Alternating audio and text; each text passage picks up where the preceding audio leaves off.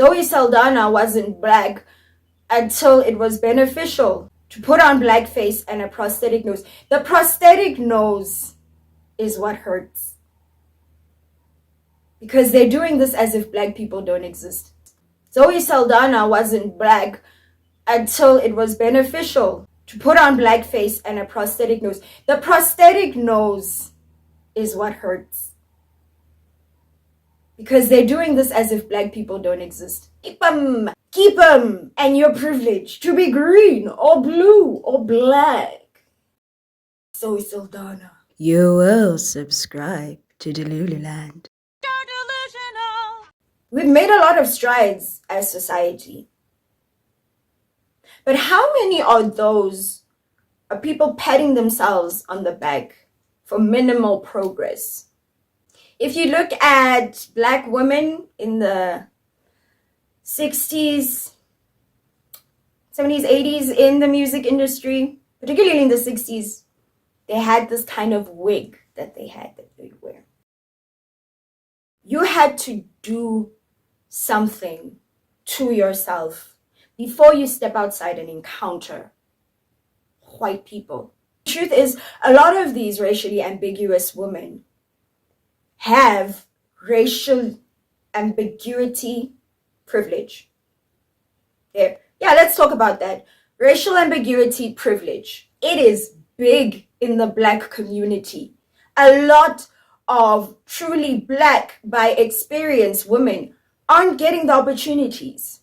And one of the saddest examples of this, ever so often this goes viral. Pray to God it goes viral again. In 2016, our team decided that it was within their right to make a movie about Nina Simone. But see, they encountered a problem. They wanted the movie to be funded, but nobody would fund it with a black woman. So what do? They took somebody with genetic proximity, far removed, a lady called Zoe Saldana.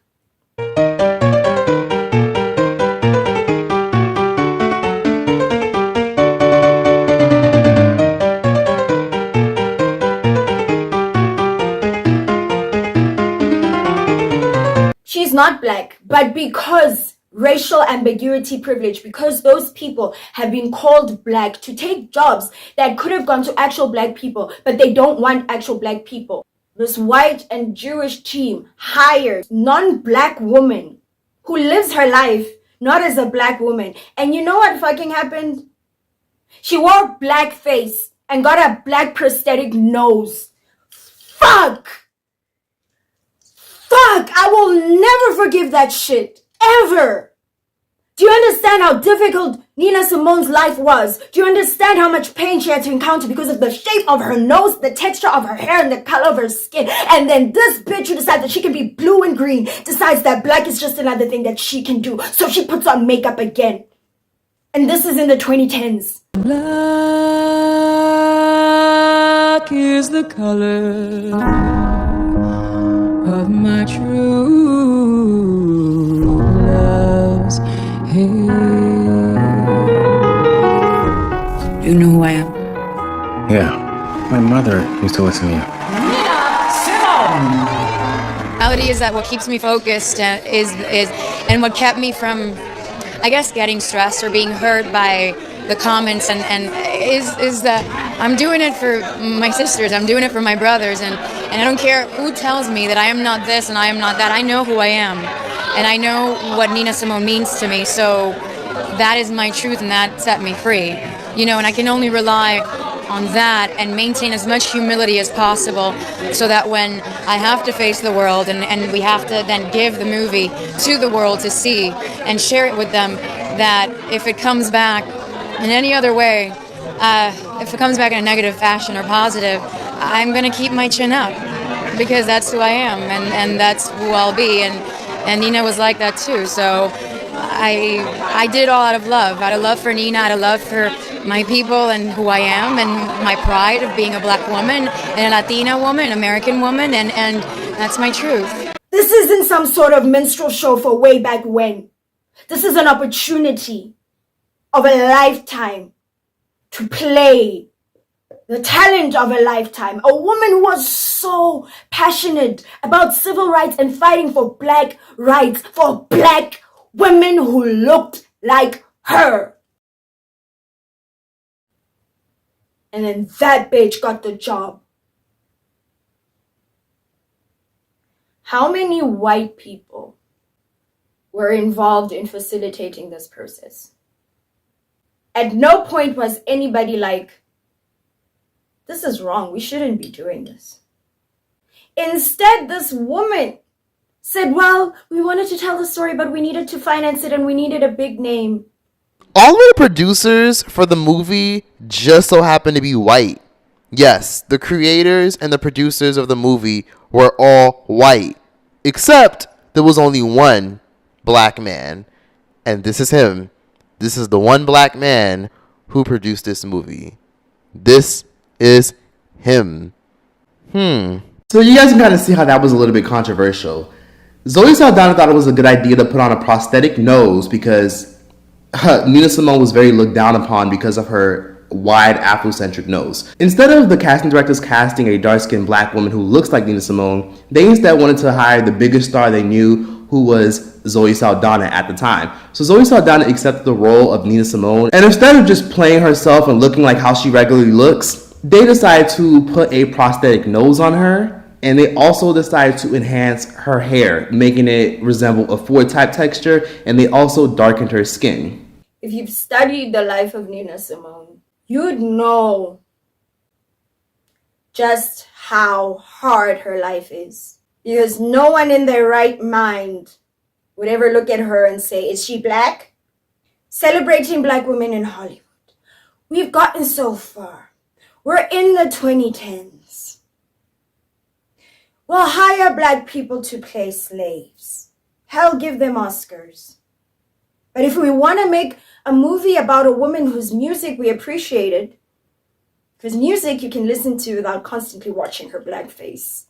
What if we just took Zoe Saldana and then that bitch saw nothing wrong, and there we go. That's the problem with racial ambiguity privilege. Racially ambiguous people live a life of privilege that non-racially ambiguous black people don't have.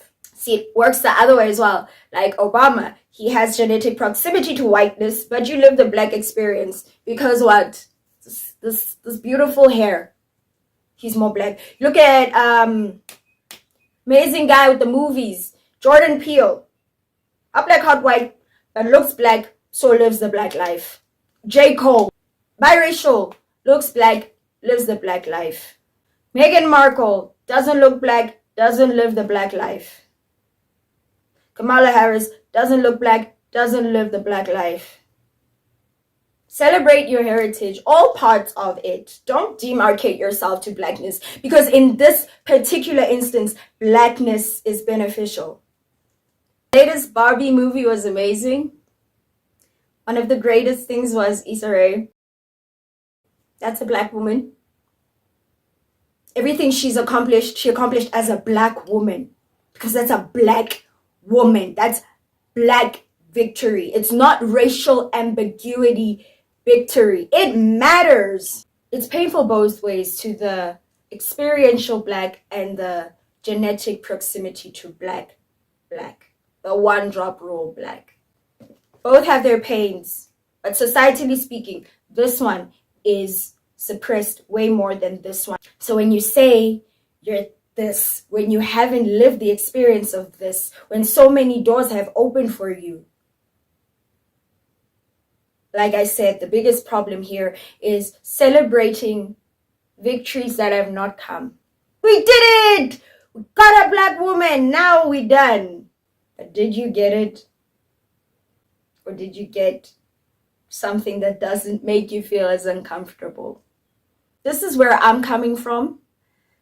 I don't have the authority on blackness, but I hope that people understand the discord. It's between genetic proximity to blackness and the black experience. This is what we are defending. That you didn't have to overcome this. And so the world will celebrate you like you overcame all of this. But you didn't, because they didn't subject you to all of this. So they get to take credit that they didn't make. Do you see how this goes bigger? I don't think that woman is for the culture. I think she's exploiting her genetic proximity to the culture. That's what I think is happening. Now she's using black privilege, but it's really just racial ambiguity privilege, because you can kind of claim a life that you didn't live. Meghan Markle wasn't black until she stepped into the palace. Aye, 30 million pounds, yeah. Prince Eric, stayed over at Tyler Perry's, press cold like Brandon Jerry's. I'm allergic to dairy. Harry and Meghan, Ronald Reagan, interracial dating, Queen said not today, Satan. Zoe Saldana wasn't black until it was beneficial to put on blackface and a prosthetic nose. The prosthetic nose is what hurts, because they're doing this as if black people don't exist. Zoe Saldana came out apologizing. It was a bad apology. She apologized for taking black men from black women. Y'all better stop acting like men can be taken. The only way men can be taken is the way in which they were taken from Africa to America. Other than that, if there's no slavery involved, a man goes where he wants to go. Ain't nobody want colorist niggas.